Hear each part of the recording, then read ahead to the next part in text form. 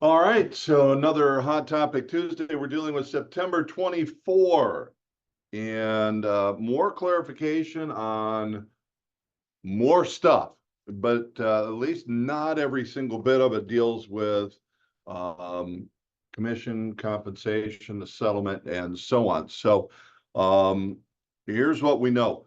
You're going to have questions. Feel free to put those into the chat room or just take yourself off as we go through this. So I got a set part that I'm definitely prepared to make sure that we address, because these, again, were common issues. Some of those that have come up, but definitely feel free to write them down, put them into chat, and if it makes sense, to ask those questions at the appropriate time. So here we go. This was one that came to me, and the question was this: a particular brokerage states in the MLS that all offers must be submitted on the Michigan Realtors Purchase Agreement. So the question being is, can they require that a different PA be used other than what we actually have? Otherwise, our company purchase agreement. Can someone require that it be placed on their purchase agreement or any other purchase agreement? The answer would be, it depends. Because see, here's what we know by law. The law states that we must present all offers. So yeah, think about that for one. So can somebody restrict or not tell the seller that they received an offer? No, they could not do that because they must present all offers. So now let's think of that for another hot second. Could something be done to where the seller instructs the listing broker to not present any offers unless? And the answer would be yes. The seller could instruct that. In which case, then there's not much you can do. Would I still write my offer and put it on our purchase agreement? Yes, I would. Okay. And then if it comes back, well, the seller's instructed me not to present any offers that are not on, then, yeah, well, if that buyer wants that house and that offer needs to go through, and the only thing you can do is make sure that it was the instruction of the seller to the listing broker and not just the listing broker. Now, how you're going to be able to do that, I don't know. But that's the way that one would be addressed. Okay? Let's move on. I want you to know this is a biggie. Now, we talked about this last week. Compensation does not equal concession. These are two separate things, must be treated separately. Some confusion comes out from when the settlement first hit, and the Michigan Association of Realtors brought out a concession addendum. And on that, it had both compensation and concessions. However, most of the mortgage industry is going, oh, no, those have to be separate. And so they don't really like that MAR concession form. So here's the key part. Compensation is the money being paid by buyers and sellers for the real estate services they receive from real estate brokers and agents. A concession are closing costs, taxes, prepaids, and then any other expense that a mortgage company will allow. So we need to keep those two things separate. Now, that's very important because offers will come in, and I've seen two of them this week where the questions have come at me. And that question for me is, when I saw it, I saw, well, matter of fact, here, it was a 3% compensation, and there was another 3% for a concession. It's a great deal for the buyer. But right now, under current circumstances, we might want to discover if that's truly what the intent was. 3% compensation plus 3% in concession. I will tell you that one of our agents questioned me about this and actually thought they had to do both. But it was for the same thing. So it was a great deal because the seller accepted it. And it was written in a different way. But let's make sure that all parties know and understand and agree to this. And I'll tell you, there was another one in talking with a mortgage officer, loan originator, they didn't catch a potential error. So here's our purchase agreement. Paragraph 5 is the compensation for the buyer broker. Paragraph 6 is the separate part for seller concessions, closing costs, taxes, prepaids, any other allowable expense. Those two things absolutely have to be separate and keep them separate. One does not apply to the other. All right. I don't see any questions popping up about that. So the clarity hopefully is there, and spread the word. Because guys, remember, this is not just us writing on our purchase agreement, but we have to see when we have listings, there are going to be people who are bringing us agreements that are not really filled out correctly. So I wouldn't always go with what is written. If a question comes to mind, ask that agent for clarification. All right. So here's the next part that we have to take a look at. And you've seen this graphic before, but I'm adding again to make a little bit more clarity as to how this works. So if you will, the buyer, we get together with the buyer is going to sign a buyer representation contract. And on there, then it is the buyer representation contract, which is guaranteeing our payment. The buyer is going to pay us. But it says that anything you get from the seller, which would be through the purchase agreement, or from the listing broker, would be through the compensation, cooperative broker compensation agreement, that gets credited toward that amount. So as you can see, then follow the arrows. If it's the buyer who's paying it, it's the buyer representation contract. That's what's going to guarantee our payment, period. But it's if the buyer wants to pay our compensation out of pocket, we already have the agreement that will state that. If in consulting with the buyer, they say, whoops, if in consulting with the buyer, they say, I would like to see the seller pay it, then we need to check the appropriate box on the purchase agreement. If it's the listing broker, then we need the cooperating broker compensation agreement, and we will check the appropriate box. Now, then let's look at a scenario. So a seller has authorized the listing broker to offer 2.5% of the purchase price toward the buyer's broker fee. So I got Eris here. Eris calls up Cliff, and Cliff says, yep, I've been authorized to offer 2.5% in compensation. Eris has, however, a buyer representation contract that states the buyer is paying him 3%. So does that change simply because of how the listing broker, agent, seller is offering 2.5%? Does it change what Eris is receiving? No, it's not going to change anything. Eris has that contract signed. Eris gets 3%. And just because Cliff, the listing broker, is only offering 2.5% doesn't change.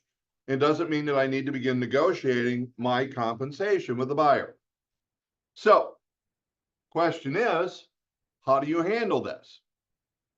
And the first question to figure it out is simply this: whose going to pay it.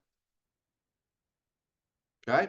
It doesn't matter that the listing broker is offering any compensation or that they've been authorized by the seller to offer compensation. It doesn't matter. It doesn't matter what the amount is. The buyer can decide how they want to handle the compensation that they owe you, the buyer's agent. Once I've decided, or let me rephrase that, once I've decided who, now I got to say it correctly. Once the buyer has decided how and who is going to pay compensation, we simply check off the corresponding box on the purchase agreement.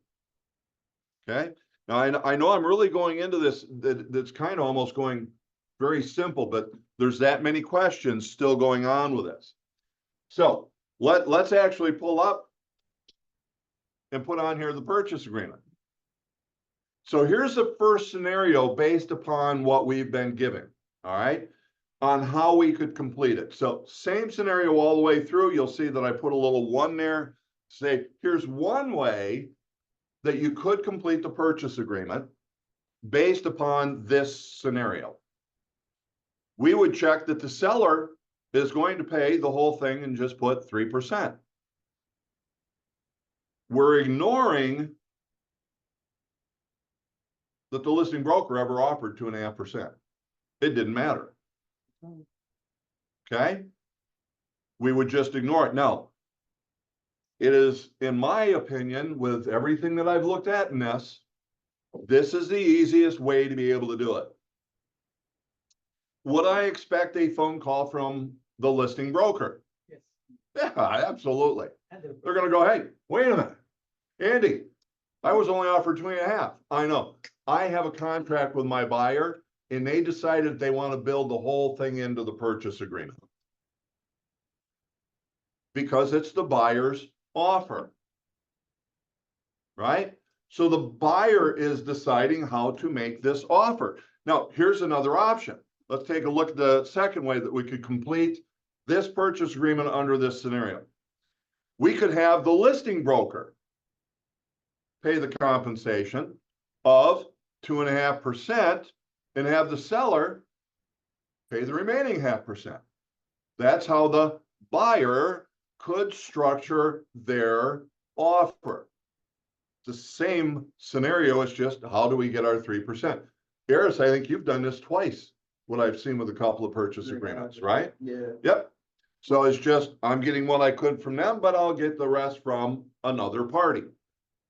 Just depends on how you would want to, well, let me rephrase that, how the buyer would want to structure their purchase agreement. But it doesn't say 2.5 on that listing broker part. Should you Yeah. say 2.5? So this is a really great question. I got to slip off here for a second. But right here, where I've got my cursor at, I'm using two computers. I don't need to place anything here on the purchase agreement because the purchase agreement is saying there is a compensating broker or cooperating broker compensation agreement that you need to get your hands on. Oh, before. Okay. You got it. So that's not part of the purchase agreement. That's we have an agreement between two brokers and I'm going to get 2.5% from them. The other 0.5% with this scenario is that the seller, the buyer, is asking the seller to pay an additional 0.5%, so that we get a total of 3%. Are you gonna say in the purchase agreement, the seller will pay 0.5% commission in top of 2.5% of a broker, listing broker? Are you gonna put this line? Well, so here's a question, guys, in case you didn't hear this. Confused. Yeah, I think it's a great question. This is where until these things get normal and we're just used and we really, as I put it, get to the point where we know that we know that we know. I would have a conversation. I might, if I wrote the offer this way, Andy, I'd probably go, hey, Andy, I'm going to be sending over an offer of compensation. It's right on our purchase agreement. I'm taking the 2.5 that you were offering to pay as the listing broker, but the buyer has got a contract with me to pay 3. So there's also a 0.5% that they're asking the seller to pay. But you can get, now thinking of that, if we go back. But don't you think a lot of the agents will say, nope, they're gonna pay 2.5? Yeah, so let me hit that one. Let me go back here for a second. I'm sure my buyer's. I gotta get all my stuff. Crazy. Where am I putting all my stuff? So with that question, I'll come back to that, so don't let me forget, because I already have. I just know I gotta ask you what you said. So you get an idea now why it might be easier to just have the seller pay the entire amount. Okay? And let him deal with the listing broker. Yes. Yep. Now, here was scenario number 2, and Claudia said, aren't we going to have problems with some agents who aren't going to get it? And they're going to say, nope, we're only offering 2.5%. Not only that. And the answer is yes, by the way. He may not take your offer. Yeah, no, here's the thing. Is that, and could that become a negotiating issue? Yes. However, here's the thing. They're offering 2.5%, but here's what we know. And I think our market's adjusting a little bit to where we're getting some more negotiation room on purchase prices. Not everything is above asking price. Well, if they're willing to negotiate on the purchase price, then let's continue to negotiate on the purchase price. So let's say my friend Andy here, he was the difficult guy on the listing side when I gave him that call. And he said, well, but the seller's only going to offer 2.5. I say, I understand. Do this for me. Go ahead and present the offer. And the seller feels they must reject the offer. I'm okay with that. Now, I probably just turned a few eyes with that one. But what I'd ask you to do, if they have to reject it, is counteroffer was still paying the 3%. But adjust it on the price so that they get the bottom line they're looking for. And then we'll see if my buyer is willing to accept their counteroffer. So leave, and this would be the thing, we want to leave our compensation out of the negotiation because the buyer has decided they want to pay it that way. If the buyer's got some flexibility and they got the ability to pull it out of their pocket, we got some flexibility on how we would negotiate. Buyer tell you why you don't accept 2.5%. Even if I have a 3% in that contract, why you don't adjust that contract between Okay. me and you to So- 2.5? Change. So that again is where our negotiation skills will come up. Because might there be a chance that a buyer would come back and say, well, wait a minute, why don't you take 2.5? Yes. Always has been, right? Have we ever negotiated compensation in the past? Absolutely. But Eris, how many times have you gone and got additional amount from the buyer? He's always got his full compensation. If not more. And sometimes more, Yeah. because you got the bonuses and things of that nature. Yeah, exactly. Okay, I got another question here. What about if they counter, let's say we go with option 1. Okay, We put 3% in there, and a lot of the agents will counter their back to 2.5. What then? so Can we scenario, counter back? making a little bit of a change. So the listing broker didn't listen to us.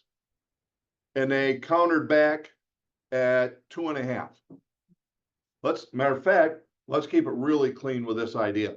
They accepted everything on the purchase agreement except for they made a change and said not 3%, 2.5. What do we do? Eris, what would you do? Buyer? I would, yeah, call my buyer, let her know that they're gonna have to come out of pocket. Hey, buyer, I got great news. They have accepted the offer on all things except for one. They went back to the 2.5. So it would leave you to pay the other half. Or Or? what I would do is go back, accept the 2.5, and maybe negotiate some type of concession. Maybe So it's a there's something concession. different that Yeah. They would have to come out. The bottom line is do I want to get paid or not? Yeah.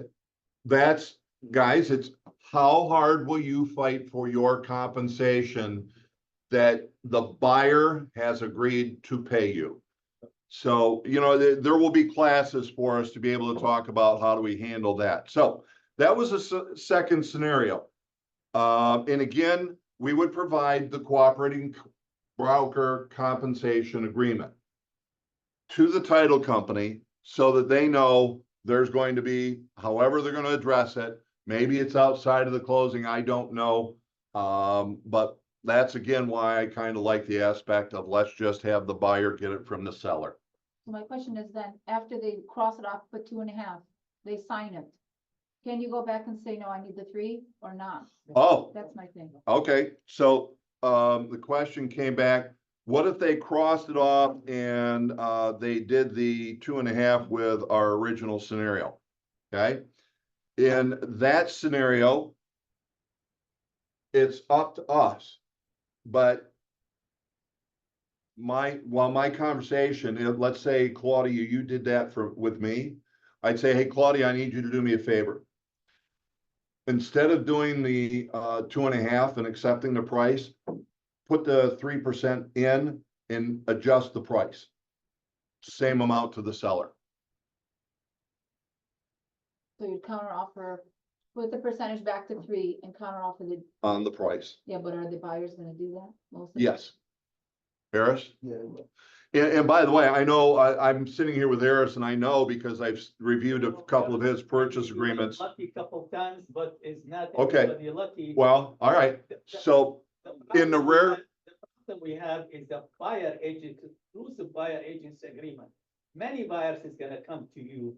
We said, well, I'm going to Okay. 3%. but are we Go with you, I will find another agent, not taking anything from. Okay. taking from- then And you then don't want walk, me to get don't the be house for don't be half- afraid to walk away. Well, don't be they're gonna, you don't want me to get the house for 0.5%? No, I want you to pay me my 0.5% because that's what we agreed to. Listen, so hold on, guys. Right? Let me bring you back in. This is not objection handling that I want to deal with today. And that's what we're on talking about now. The objection handling is your ability to be able to handle those skills, okay, or your skills to handle those objections. That's why Eris has never had a problem in getting somebody to pay him his full compensation. It is why some of us will have those. And by the way, there's some that are just hard negotiators. And gosh, I hate to throw this in, but for those that have been at it for a while, what did we do when we asked for concessions of 3% and the seller said, I'll only give you 2? Sometimes the buyer didn't get the house. It's not my fault. Listen, you signed a contract, I get 3%. If you can't negotiate the contract, we go find another house. Okay. But again, I want to focus right now, not on the objection handling skills, and I can appreciate that. And if we need to, guys, we'll do a class. You guys just got to attend it. Okay. Let me hit the third scenario. I could ask the listing broker and the buyer, and we've kind of already addressed that. So again, we'd have the buyer broker compensation agreement, and then the buyer could pay the 0.5%. That's another way of being able to complete the purchase agreement in this scenario. So it's just another option. So I had another thing came up, on one of my Facebook groups. They were offering 4%. The listing broker, So but the buyer broker. listing agreement- broker, seller authorizing 4%, And your contract is 3%. and we've got a contract with our buyer at 3%. And we collect 4%? Can we collect 4%? The answer is not with the way your buyer representation contract is written. So you adjust it? So I'm going to snicker a little bit here now. Because think of the scenario you were just talking to me about. And now you're going to go to the buyer and ask them to pay 1% more. But they're not paying, the seller's paying, Who's really paying it? seller. So if Listing the broker. seller didn't have to pay that 1% additional to the buyer's broker, who could have benefited from that? The buyer. Well, the buyer is paying 3, the seller could pay 1, that's gonna be. And 4. and where did that money come from to pay that additional 1? The 3% is gonna come from the buyer, 1% is gonna come either. Well, from listing No, all broker- 4% of it's going to come from the seller, but where did the seller get the money to pay it? What's that? that's what you. And by the way, your contract says you get 3%. anything you receive from the seller or the seller's broker is credited toward that amount. Credited to the buyer. So technically, it should go to the buyer. Could you have the buyer sign an agreement that they would then pay you 4%? Yeah, I just don't know who the buyer is going to do that, but you would have to have an addendum to your buyer representation contract to take more than what you've signed them up for. Would it be the general addendum or a different one? I would probably just take the original buyer representation contract and do the initials. Oh, just initially? Yeah, But say particularly for this home, since that's 4%? yes, Okay, yes, yeah, I mean, it's not like we're seeing 4%, but it was. But what You if? never know. yeah, yep. Let me give you another scenario then. And let's do. Here's the fourth one. Now, the first thing I put in here in red is we never need to use the notice of buyer agency. That is an old form. Use the cooperating broker compensation agreement. Is it possible that we may receive that from some other company? Yes. Well, then who signs it? Because on that notice of buyer agency, it has seller signatures and it has broker signature. The buyer agency? No, it's buyers. Well, if the notice of buyer agency accompanies a purchase agreement, and on that it says, yes, we're agreeing, we're going to accept, and you're agreeing to pay, and it's got seller signature, and then it's got or broker signature. Who signs it? Depends on how the Well, PA is written. Depends on how the PA is written. So are they asking the seller to pay it, or are they asking the listing broker to pay it? It needs to coordinate the signature because, and again, that's kind of why that form just, it works, but it's not for what we're using it for. Other companies, I can tell you, yep, it's still going to float around out there and we're going to see them. So in that case, just make sure you know who signs it is whoever's going to pay it, be it the seller or us as a listing broker, if you see it that way. So let's continue with this last scenario. We could have the seller and the buyer, seller paying the 2.5%, the buyer paying 0.5%. There's our 3%. Can it have to be rolled into the mortgage or not? Could that half be rolled into the mortgage? The answer is that is even the full 3% that the buyer owes financeable, and the answer is yes. Now, how that works, get with the mortgage person, the loan originator who's taking care of that one, and see how they would handle it. But yes, remember that there is that fourth option, and that is that compensation could always be financed. Always could. Yeah, Apparently but always will be. coming to the buyer agent, why the buyer pay financing? Why buyer pay?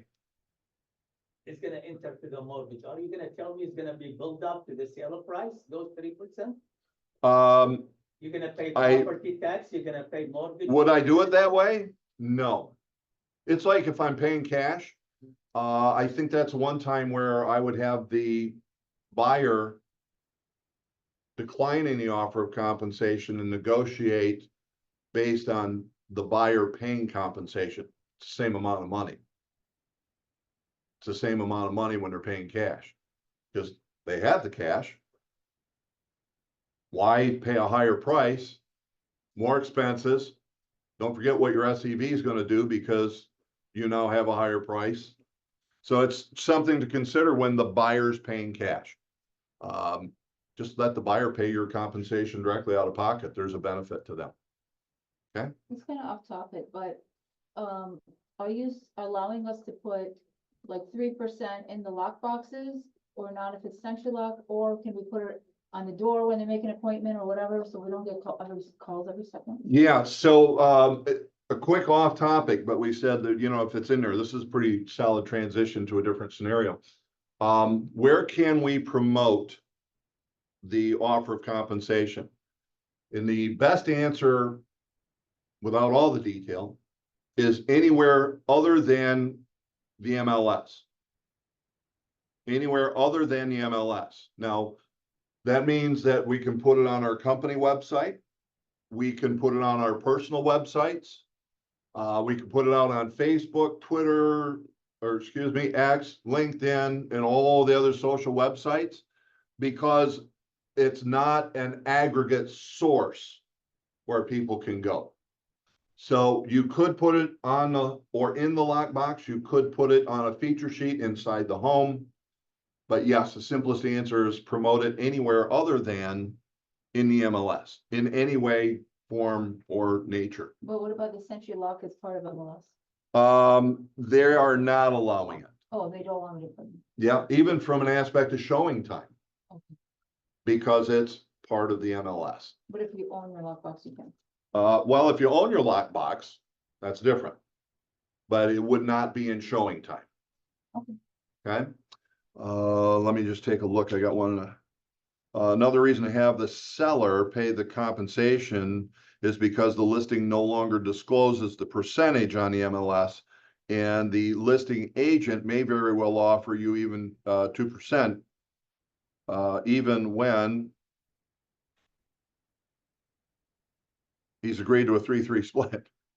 Yeah, there's I think the thing that we got to look at, thank you for that one, John. I'm going to call it questionable agents who lack ethics and the integrity that goes, right? So yeah, that is without doubt, that's out there. And this is the stuff we're going to have to deal with. And has it really changed? Nah, not really. And there's never anything that's ever said that there's been, we've never been able to just go across the board and say, well, if you did 5, you got to do 2.5, 2.5, or if you did 6, you got to do 3 and 3. That's never been out there. So that's just something we'd have to live with. But when a agent has signed up for 6 and the seller is authorized 3, they can't do 4 and 2. Because the seller I'm paying you 6 to authorize 3 for compensation. All right, so here's another scenario. An agent presents an offer to you with a compensation agreement. Okay.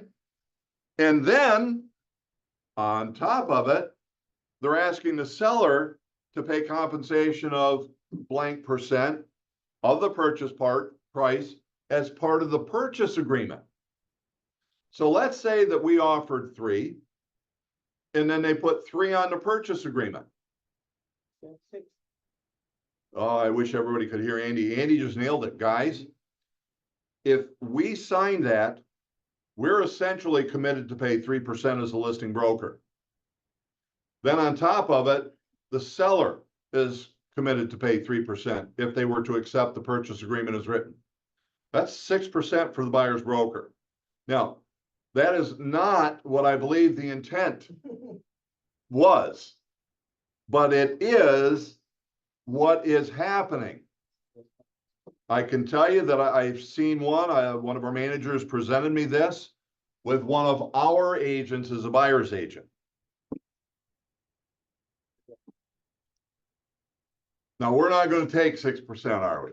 But we need to get clarification of who's really going to pay it. Is it the listing broker or is it going to be the seller? Now, you know my opinion, it was on the purchase agreement. It's going to be the seller, okay? But you can get through this where the complications will come back to the very first question. Who has the buyer decided they want to have pay it? Do they want to do it themselves? Do they want the seller to do it? Do they want it from the listing broker? We know that they like us, trust us, respect us. They're going to listen to our guidance. In the easiest way, just have the seller pay it. Okay, here's another one. An agent presents an offer with a compensation agreement, what we call our cooperating broker compensation agreement, and a notice of buyer agency. Both of them have come through. Now, they're talking about the same thing, especially if they're saying the listing broker is to pay it. We only need one of them, and the compensation agreement is the best one to get. If you see both, use the compensation agreement, not a notice of buyer agency. Anytime we write a purchase agreement up, we're gonna pretend that the notice of buyer agency doesn't exist.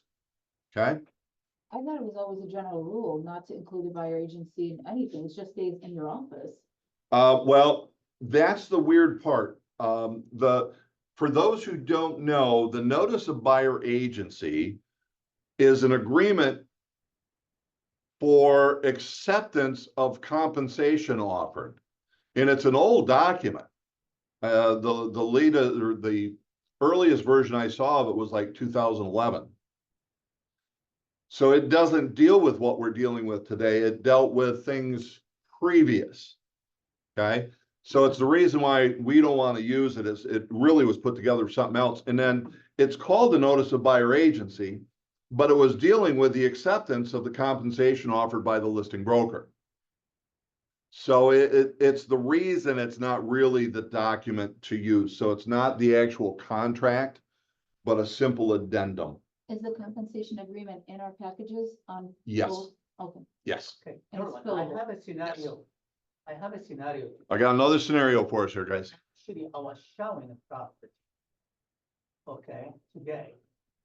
And when I went to the showing time to put a timing and a day, the agent say, if you don't have a buyer agency agreement, say Uh-huh. yes or no. That's If not it's the no, agent. you won't be able to show. it. Yes. that's not the So- Yeah. agent, that's showing time. So that's actually a default. Actually, it's telling me, Yeah. we're not going to show the property to Yeah. you, we're not going to. Well, approve you unless what you it- say yes. What you'll see for those who may not have actually shown property in the last week or two, showing time is actually put in a notice to help protect all parties to the lawsuit that here's your reminder, you're supposed to have a signed contract. Do you have it? If you don't, you shouldn't show this property.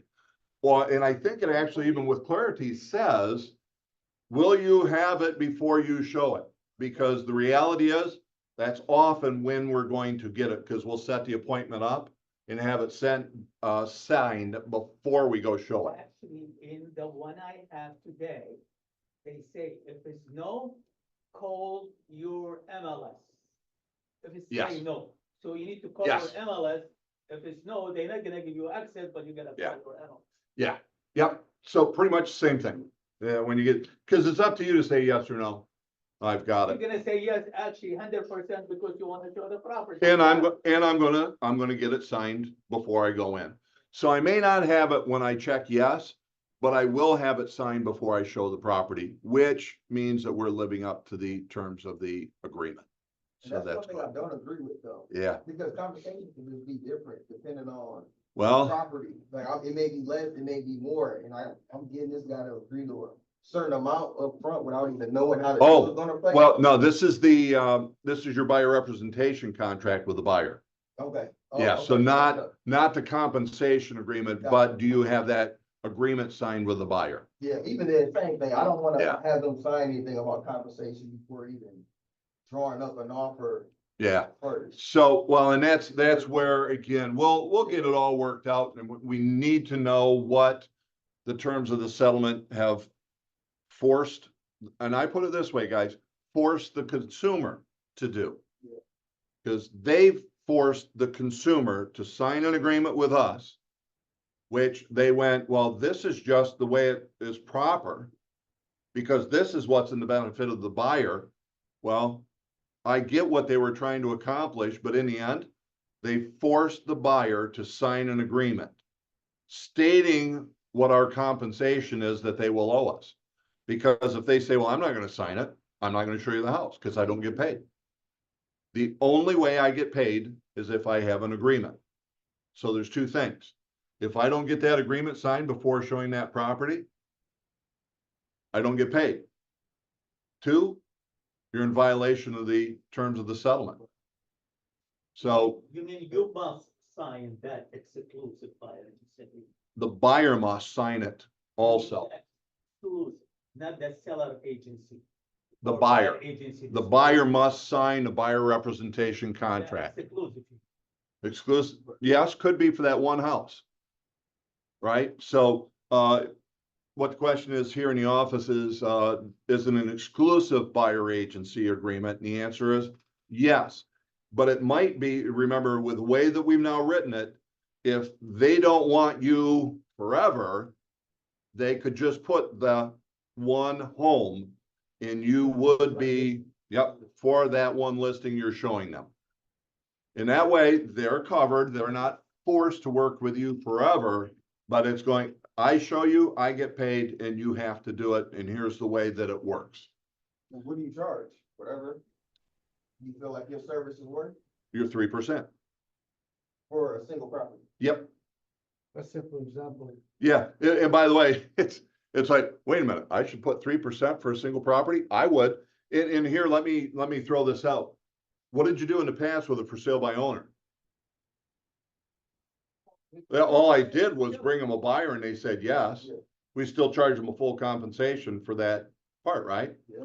So what I would say is, don't get lost that all we did was show them one.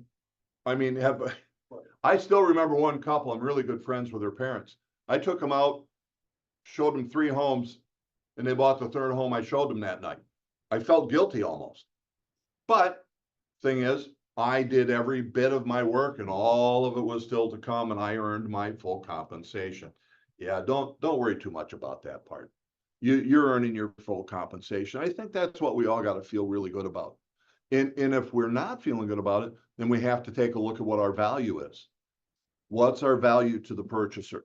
So let me throw this one thought out and then I'll answer any additional questions. I'm not seeing anything well, there are a couple here in the chat. So here's one of the things that just popped up in my house. Last week, we finished up with just saying, do open houses. Do the right things before, during, and after, of which the key is follow up, follow up, follow up. Open houses work. But here's the other one that came to me this week. And this is just talking as I got a haircut. We need to talk to the people that we know. Because if we don't, the other realtors that they know are.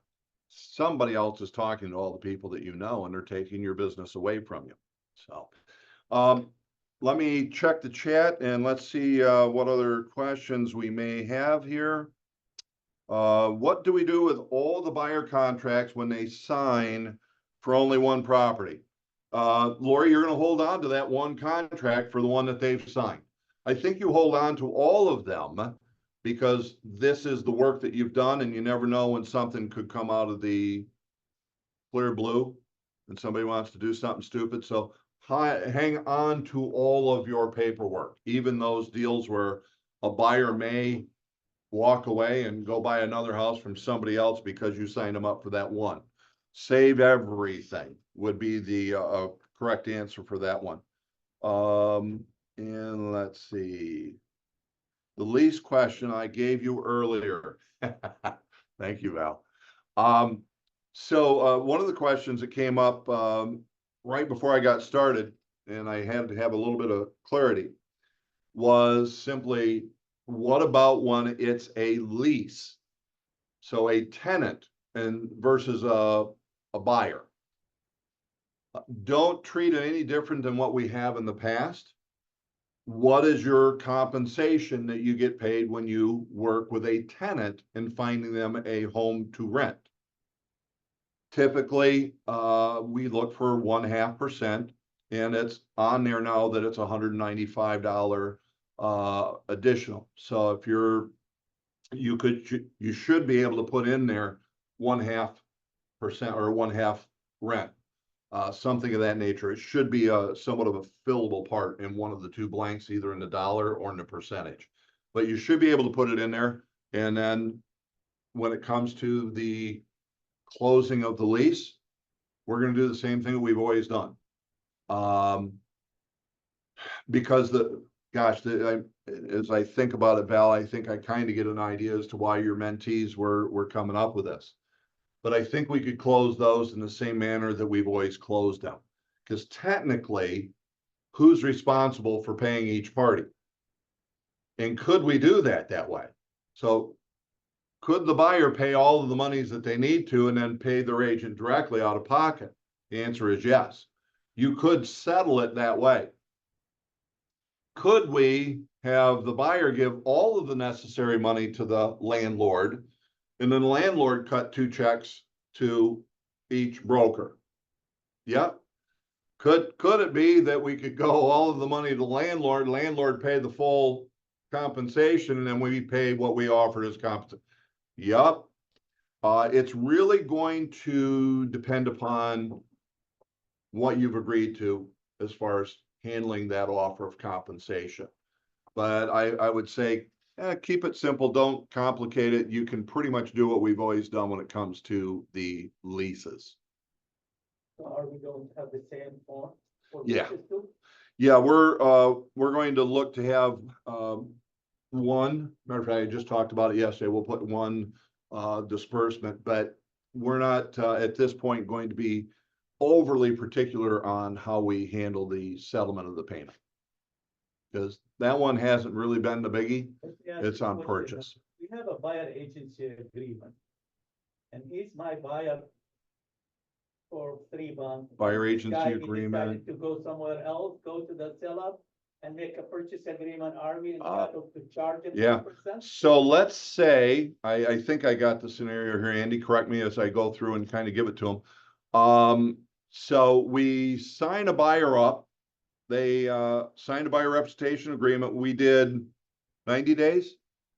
Or maybe 6 months or a year? Okay, well, let's say 90 days. Because I think your 90 days or less in this market for a buyer representation agreement.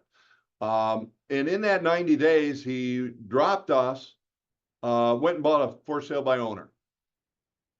Do we get paid? The answer is yes. Through the buyer. And it would be the buyer because the buyer signed the contract. Now, will we pursue that? That depends. What's probability versus potential? Does the buyer have money? Are we trying to get blood from a turnip? Was it a $50,000 house? Can I put you sometime more money for the Yeah. court, more than your compensation? Yeah, so we'll always take a look at what are the circumstances before we decide whether or not to pursue it. But I can tell you, yes, we have pursued our compensation when we know that we've earned it and it was worth going after. Absolutely. Because remember, if we have to get an attorney involved, they get 1/3. But they don't do any price fixing, just saying. I got another question that came up here. What do we need to do when we have a buyer agency contract, but have another agent showing a home on our behalf? All right. So Jim, you nailed one that was in here already for us coming up. Drop back 15 and punt. I'm just kidding. What does that mean? It's kind of an interesting one because we're a designated agency company. So in a case, Jim, with you, you've been designated to represent that buyer. You're going to take well, here, we'll call it a 3-week hiatus. I'm going to send you to Ireland. That's one of my favorite places. And so you got to have somebody who's left behind to take care of business. And the question is what's the way that we should do that? And I'm going to defer to your managers because one of the best ways is that we would simply designate the agent who's taking care of your business. However, if perchance Claudia helped me out and she was just going to go out and show one house for me, I will defer to your manager as to what to do. And you're still writing the offer. so- And I'd still be writing the offer and doing everything for it.